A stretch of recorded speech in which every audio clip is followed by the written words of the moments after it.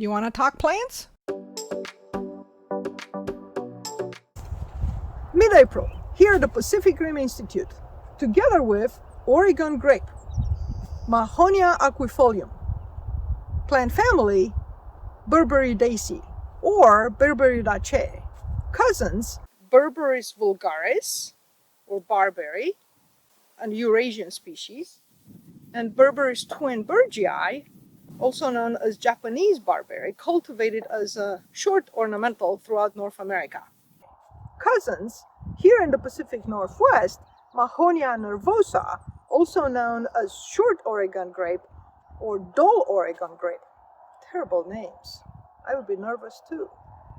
But this, it's tall Oregon grape, or shiny-leaved Oregon grape, or wholly-leaved Oregon grape. The name aquifolium refers to the fact that its leaves are shiny and they look like they've been just watered. Another connection is to Aquifoliaceae.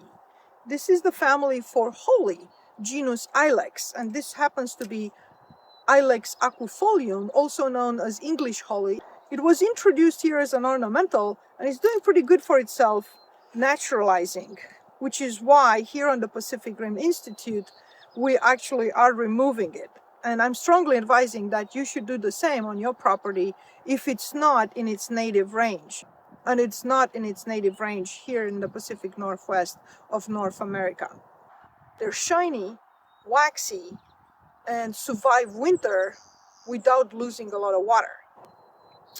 So Mahonia aquifolium, tall or wholly leaved Oregon grape, because they have relatively similar leaves, at least in shape of the leaflet versus the entire leaf. They have these very spinulose margins and very shiny appearance. Aquifoliaceae, Ilex aquifolium and Mahonia aquifolium.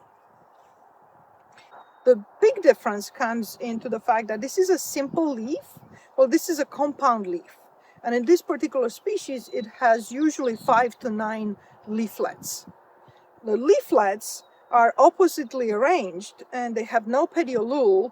And you know this is a leaflet and this is a whole leaf because this leaf in holly has a bud subtended by this leaf. Holly has alternate simple leaves, where Oregon grape has opposite leaflets. Here we have a compound leaf, pinnately compound leaf, with oppositely arranged leaflets. And this particular type is also called oddly pinnately compound because it has a single terminal leaflet.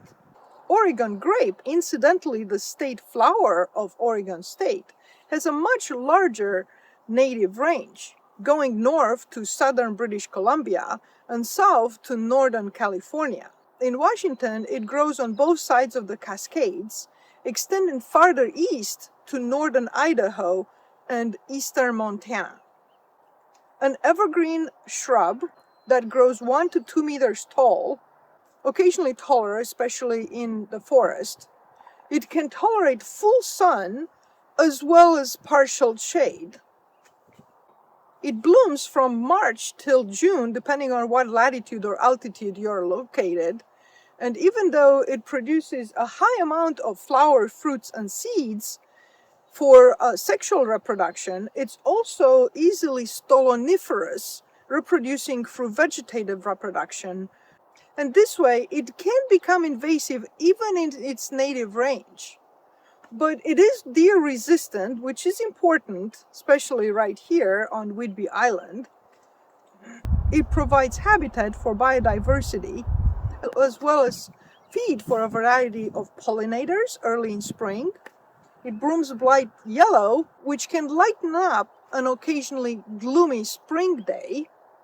Its blooms are clustered in a dense raceme, and they have multiple rows of perianths, start as pinkish crimson buds, and then when fully open are fragrant and yellow, attracting a variety of pollinators. So even though it's called Oregon grape, it's not a member of the Vitaceae or the grape plant family, but it produces fruit that could remind you of grapes.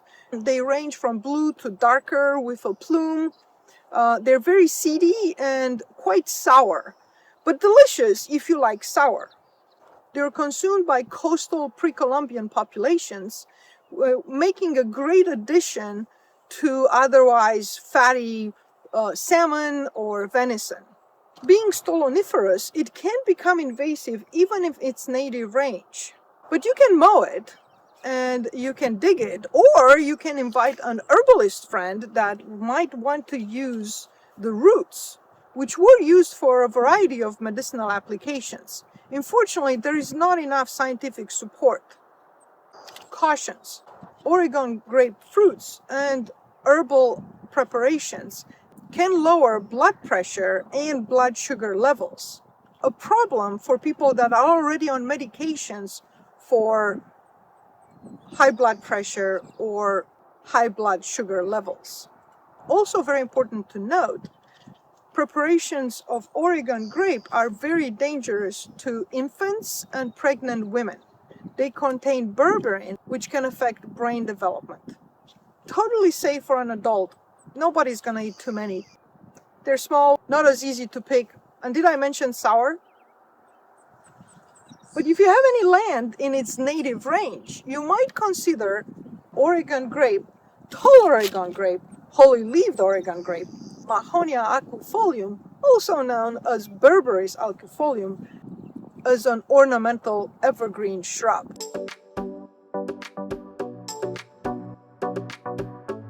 Which can lighten up an occasionally gloomy spring day